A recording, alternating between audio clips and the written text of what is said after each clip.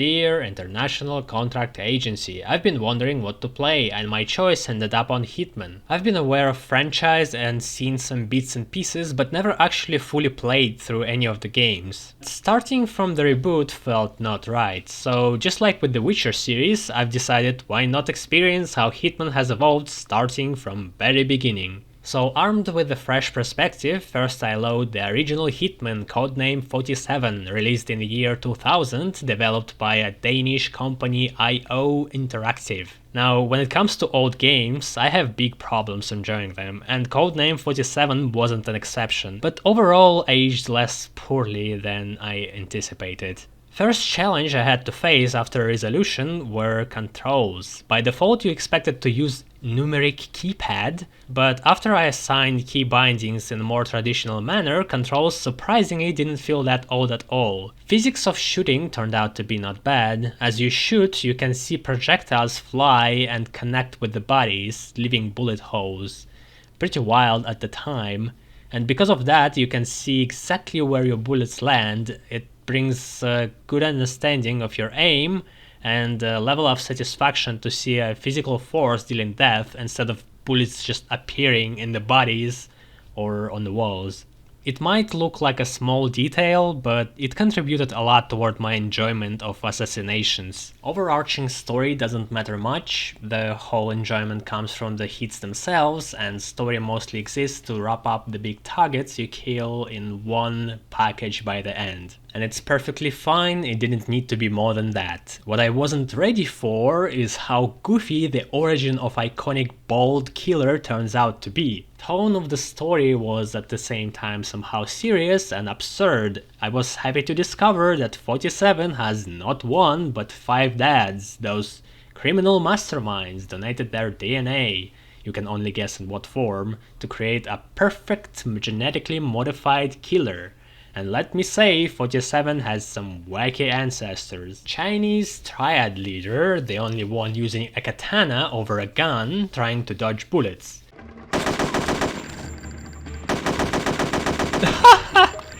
He went with a fucking katana on me.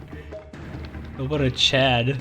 Russian arms dealer with ape face and hair all over the place, who of course has a nuclear warhead.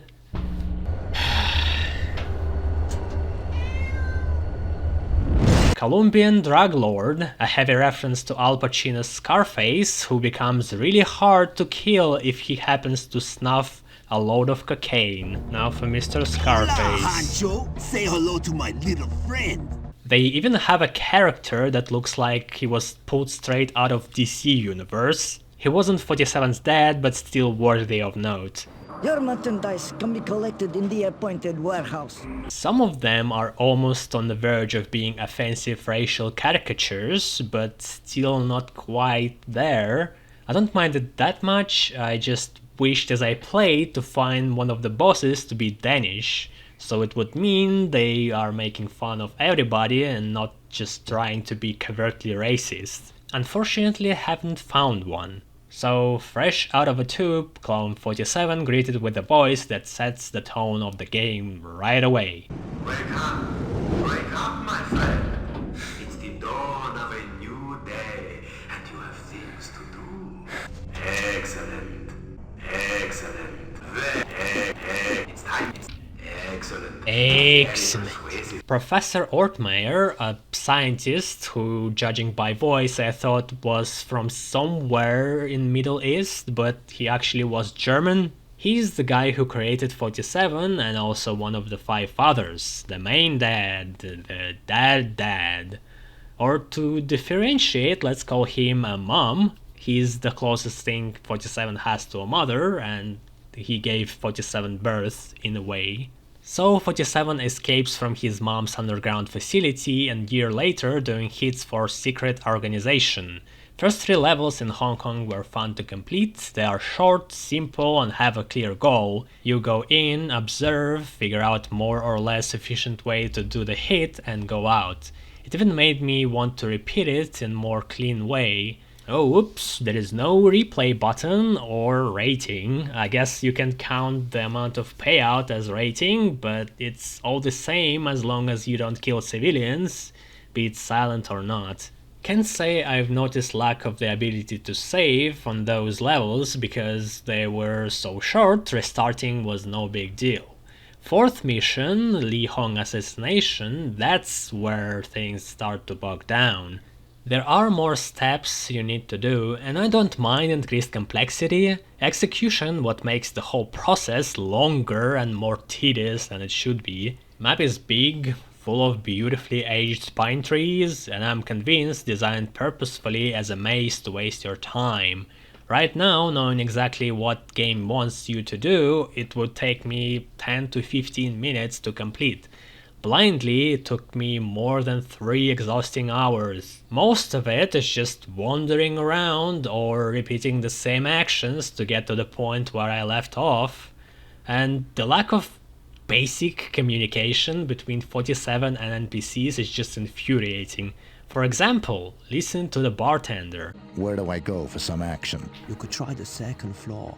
I'm sure you will find what you need there, sir. This voice acting. Agent 47 sounds like AI, and those guys are just offensive. Okay, the end of conversation. Well, I'll be on my way then. But wait, what actually happens, he's in the process of giving you the VIP card so you could show it to guards at the brothel door. Just one more sentence from bartender, "Here, take this VIP card," would cut my playing time by probably 1 hour. It creates problems on the plain spot. After Li Hong assassination, things don't get much better. 47 is dropped off in Colombian jungle. Oh hey, a change of scenery. Cool, but what do? You run around this big empty space looking for stuff. Same thing, but without tunnels and labyrinths. And when I thought murdering Chinese people with heavy accented voices and strange escort a hooker scene seemed kind of problematic, this happens.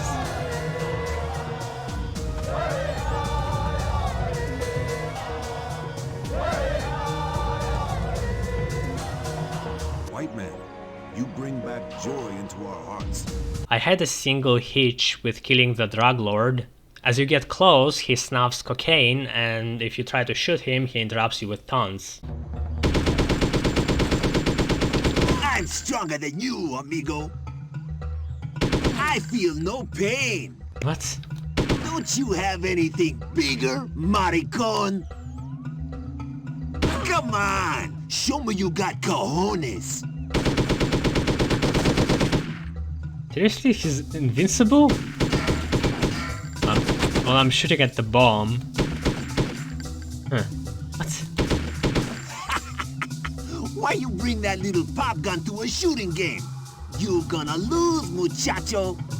So, being one step ahead of the game, I'm thinking, alright, they obviously hinting that I need to find more powerful weapon, doesn't make any sense why he doesn't die, but hey, that's game logic. And my hypothesis got immediately reinforced as I found a minigun right outside Pablo's manor. Can't be a coincidence, right? Bringing this minigun inside proved to be a tough challenge though, as doing so alerts half a camp.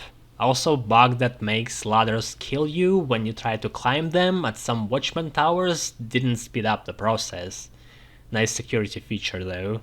I did find another way. The idea came to me because I had quite a lot of time to think, while in countless number of times I was running all the way across the fence to get back to the camp. It's something that I imagine a lot of Hitman connoisseurs would point out. You can snipe Pablo before he takes a load just as you enter the level, through the back window of his cottage.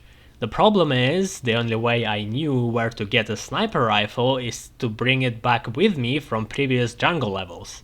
And I'm not repeating those ever again. I just like that this option exists, and I would love to see more of that.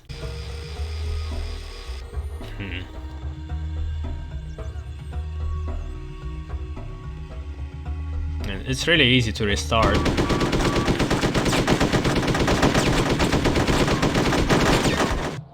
I actually killed him. Eventually I slaughtered my way to safely bring up the minigun, and it didn't work.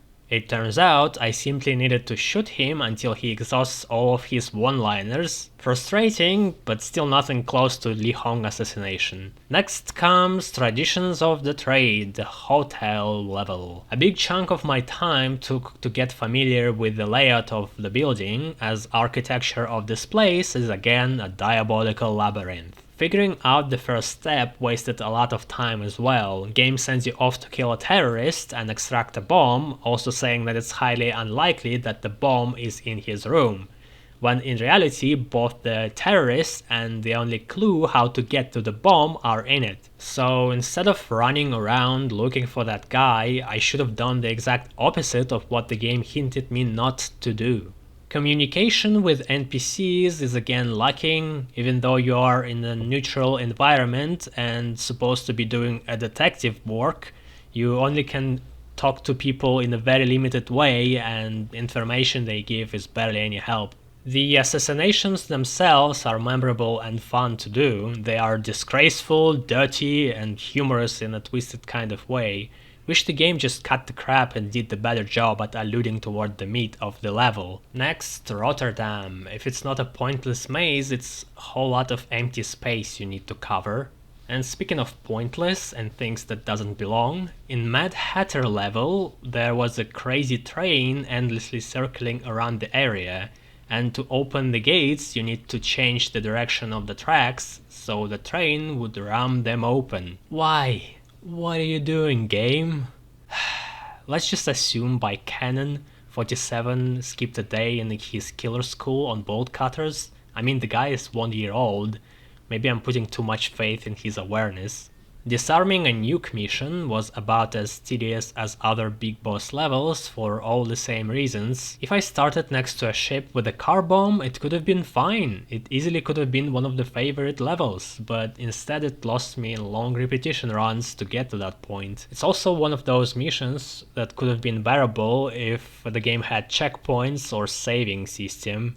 Then comes Sanatorium in Romania, where we have closure of the story. 47 discovers that that is in fact the place he escaped from and meets up with American underwear patriot, Agent Smith, we saved in Li Hong mission, who points 47 to underground lair. By this point, Mommy Ortmayer managed to stump a bunch of more obedient clones called 48. I do like the imagery of 47 fighting the twisted copies of himself with derpy smiles.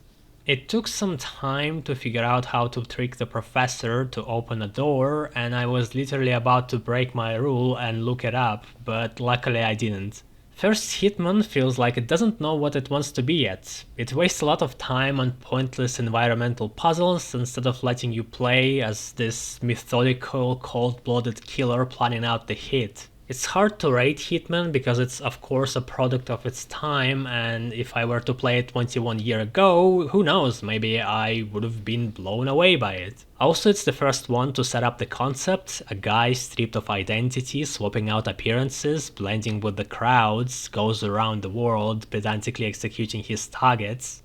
Sounds great, I love that, but that's not exactly what you get. So that's been Hitman Codename 47. It took me 15 hours to complete, and I have to stick with my principle and rate it purely based on my enjoyment in the current year, which is why it's 40 out of 100.